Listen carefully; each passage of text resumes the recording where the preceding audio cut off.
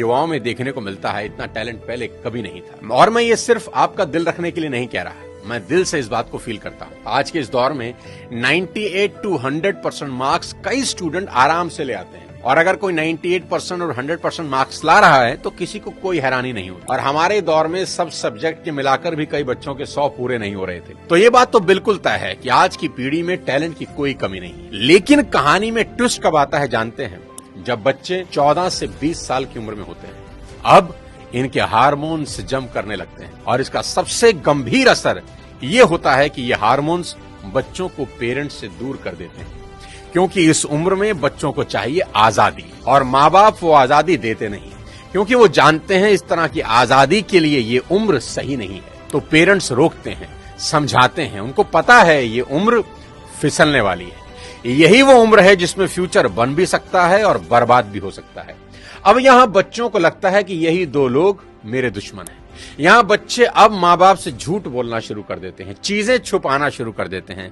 बच्चों को अब दोस्तों के साथ रहने में ज्यादा मजा आने लगता है, अपने ही माँ बाप अब दुश्मन दिखाई पड़ने लगते हैं। अगर किसी बात पर माँ बाप डांट दें तो आजकल के बच्चों का एक फेवरेट डायलॉग है, आवर पेरेंट्स आर आउटडेटेड। पापा आप सठिया गए हो। और अगर बच्चे ऐसा कर रहे हैं तो मुझे इसमें कोई हैरानी की बात नजर नहीं आती। ये नेचुरल है, सभी करते हैं।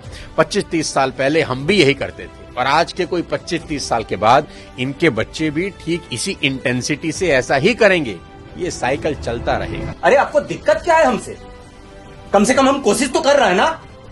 बाकी मोहल्ले के लौंडों के जैसे सड़क पे आवारागर्दी तो नहीं कर रहा है, लंठाई तो नहीं कर रहा है। पढ़ाई पे ध्यान दिए होते हैं तो अरे नहीं गया ध्यान पढ़ाई पे। एक और कहानी जो इस उम्र में होती है वो ये कि बच्चे अपने पेरेंट्स से अब नफरत करते हैं और दूसरे पेरेंट की बात खुशी खुशी सुन लेते हैं।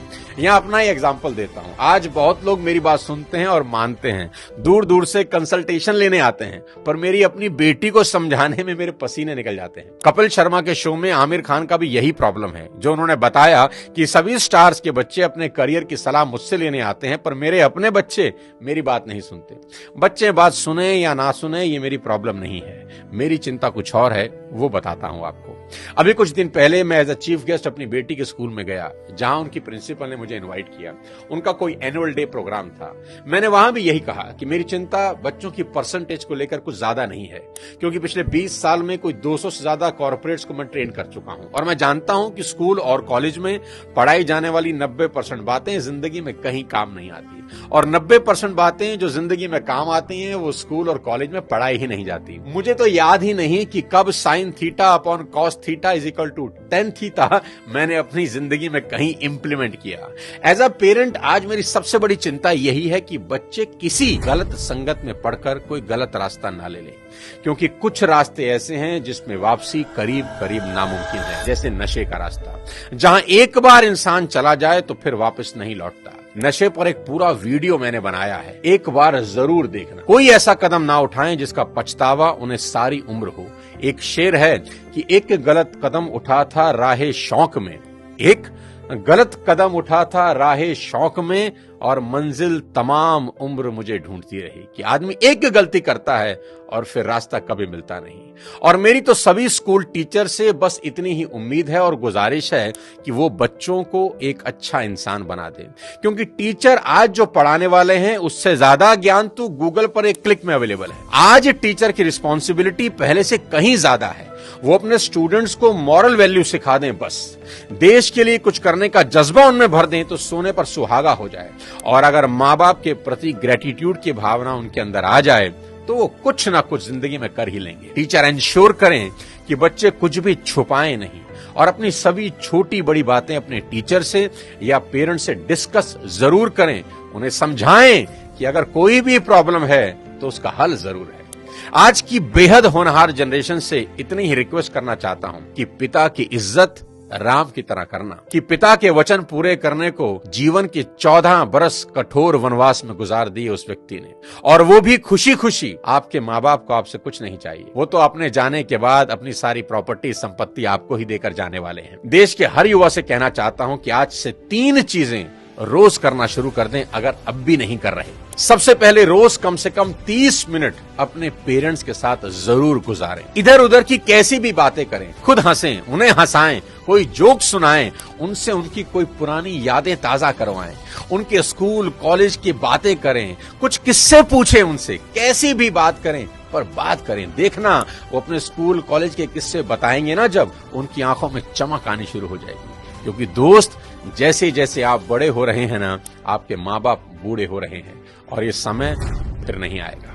उनके जाने के बाद बड़ा अफसोस होता है कि काश ये कर लेता, वो कर लेता। उनका कर्ज सारी जिंदगी नहीं उतार सकते, पर अपना समय उनको देकर उस कर्ज का इंटरेस्ट जरूर भर सकते हैं। मुनव्वर राणा का एक शेर है कि लौट कर जैसे भी हो ऐ जाने पिदर आ जाना, लौट कर जैसे भी हो ऐ जाने पिदर आ जाना, ऐसी वैसी जो खबर सुनना तो घर आ जाना, और वक्त रुखसत हमें इज्जत से सलामी देने, जब डुबोने लगे दरिया तो नजर आ जाना। आस पास ही रहना अपने माँ बाप। दूसरी बात, भूल कर भी उनसे ऊंची आवाज में कभी बात न करें। उनको कभी ये एहसास ना हो जाए कि अब हम बूढ़े हो रहे हैं, कमजोर हो गए, इसलिए हमसे ऐसे बात की जा रही है। याद रखना, आपकी वजह से उनकी आंख से निकला एक आंसू आपकी तमाम जिंदगी बर्बाद कर सकता है। माँ बाप तो फिर भी माफ कर देंगे, पर वो माफ नहीं करेंगे। तीसरी सबसे इंपॉर्टेंट चीज, बिना माँ बाप के पैर छुए